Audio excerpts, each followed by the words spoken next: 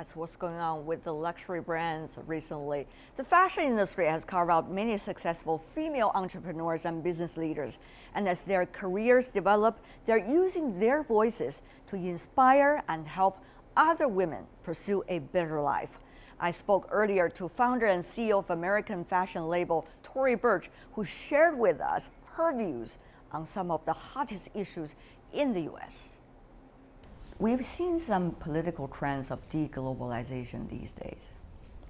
What does that mean for the fashion industry? I look at the fashion industry as I look at our company, that from the beginning we've wanted a global lifestyle brand. We think about the world as a smaller place, and I think particularly with the internet and everyone has so much access and so much information that it's important to think that way.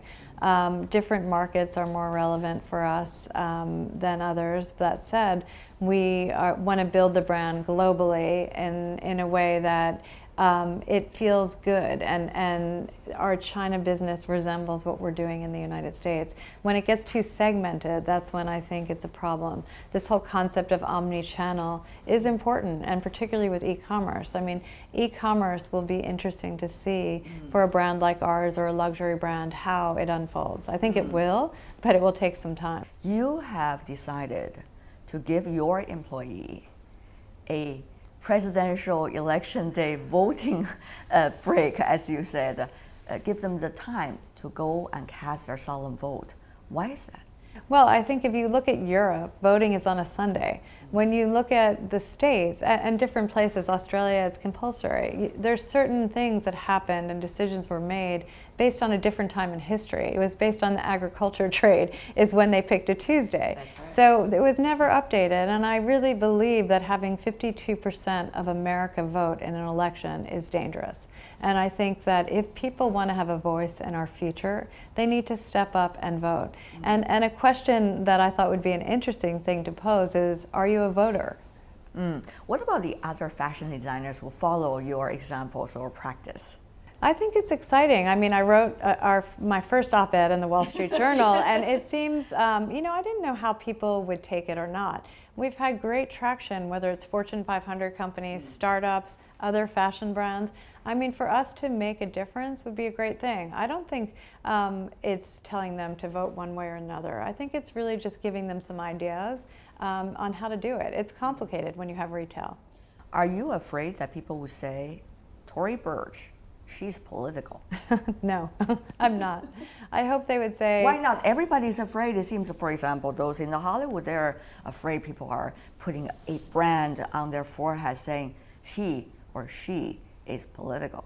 I think it's all in the way you message things. And I think if you don't stand up for things in life, what's the point? If you don't stand up for women's issues, when you really deeply believe in it, then I wouldn't feel good about myself. I have a voice. I want to inspire others to have a voice too. I'm not telling them what to say. Should women only vote for women? No, of course not. I think you should vote for the best person for that role. But I think women should have equal opportunity to be able to be considered for that role. You have always been very active, even politically. But the question is, as a business person these days who are doing global business around the world, you travel around, you hear people's voices. Do politics these days still help? If I said no, I would be a pessimist. So for me, I have to be optimistic enough. Why do you have to be optimistic? Because I am optimistic, and certainly I think we need to fix it, and I think there's a long way to go. But I'm not saying it can't be done. I think it can be done. Very interesting. Talking about the content, what are the issues that make you the most passionate? Well, human rights. I think. There's a race problem in the United States and elsewhere, and an acceptance of all people, regardless of gender, religion, race. I deeply believe in equal rights for all people. So there's certain things that I think are part of humanity, and it's a human right. It's not. It should be a given. As a business leader and as someone who is passionate about politics, what do you think, Tory, if I could ask you from a personal perspective, what kind of America you want? And what kind of role your country, the United States, should and could play? Well, I think America is great, and I will say any state or country can be better. And certainly there's parts of our history that are not great. I like to learn from our mistakes. If I could wish for anything, I wish people would acknowledge mistakes, learn from them, and strive to do better. Do you have these kind of conversations with your fashion circle friends? I would say yes and no. I have a very diverse group of friends, and it's not like I'm as political as you're saying. I care about issues, and I think that in order for anyone to create change, you have to have a belief, and then you have to do something about it. Since the establishment of the Tory Burch Foundation, many women have started their own businesses with access to low-cost capital, education, and mentorship provided by the foundation. During my interview, Tory Burch also shared with us her own experiences of setting up businesses and some of the mistakes she made along the way. Tory, let's talk about women and business. You started as an entrepreneur yourself, a small boutique, and now maybe even a few billion. What do you make of your growth? How much would that be inspiration for other women? Are we, of course, living in a very different time? So will entrepreneurship still work? Yes, I think entrepreneurship, well, America is the perfect example of entrepreneurship. And I think one of the things I'm passionate about is going around the world and working with communities to understand that as well. I don't do it enough yet, but in the future, I would love to do more of that. Entrepreneurship is one of the cornerstones of what we should all be proud of. If you think about great businesses, they were all started somewhere. And so it exists everywhere. And I think that it's a different time. People can look at me as an impossible thing that happened. I never imagined I could do what I'm doing. And it should give people hope. When you ask me, or if someone were to ask me 14 years ago what I would be doing today, I could tell you I would have had no idea. And you have been very active in encouraging female entrepreneurs. I understand back in the year 2014, during Obama administration's newly coming into the office for the second term, you were being inaugurated as the member of the Presidential Ambassador for Entrepreneurs. What kinds of difficulties do you think the newer generation of entrepreneurs are facing these days compared to your time? Well, I think any time is hard. Business is hard, a startup is hard, but I think if you find your passion, that's the first step. Access to capital is difficult.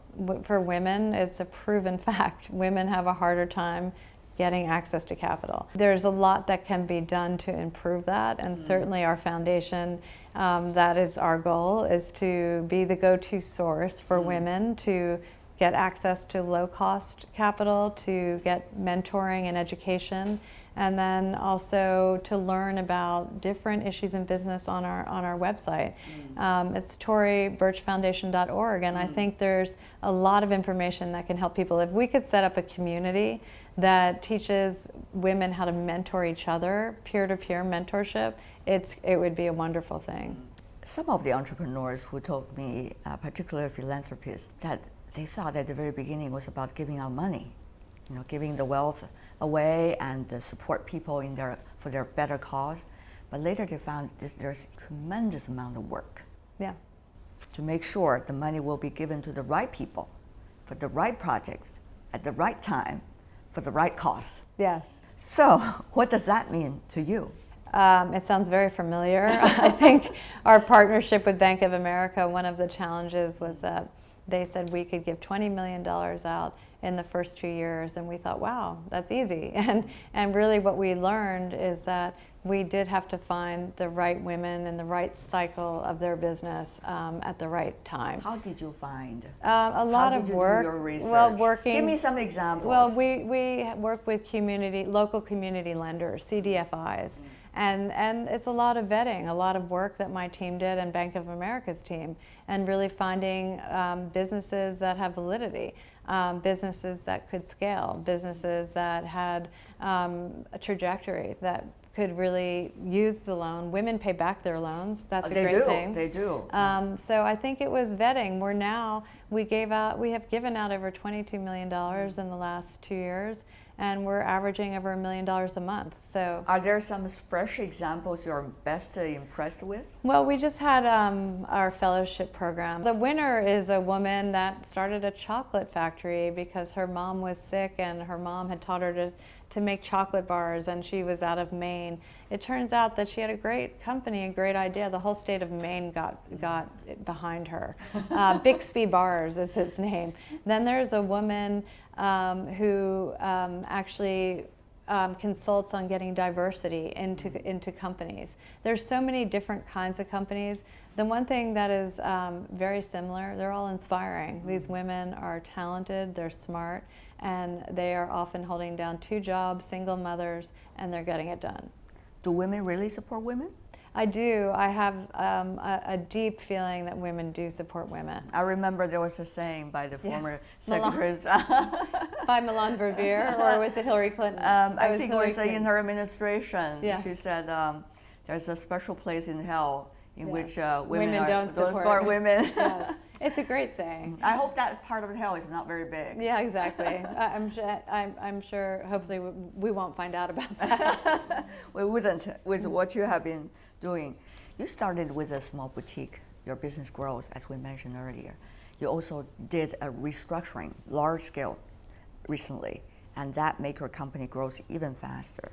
And you have a sports line now. Congratulations. These are all successful decisions. But do you sometimes feeling a little bit nervous about your earlier decision? And also being a little bit nervous when all the others have become public company. They have got big cash. And can you really, for the future, compete with them if you're still private? So it doesn't drive me to think about competing with big businesses. It drives me to create a really profitable, wonderful business that we're proud of. Do things keep me up at night all the time? I mean, I would say yes. But I think I'm pretty decisive. I try not to look back. Have I made mistakes? Of course, I've made many.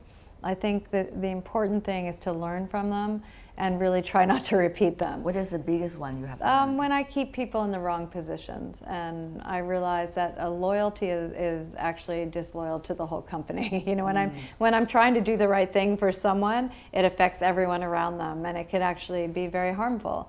So it's hard. It's hard to make changes with people and restructure a company. It was a very difficult decision, but it was essential.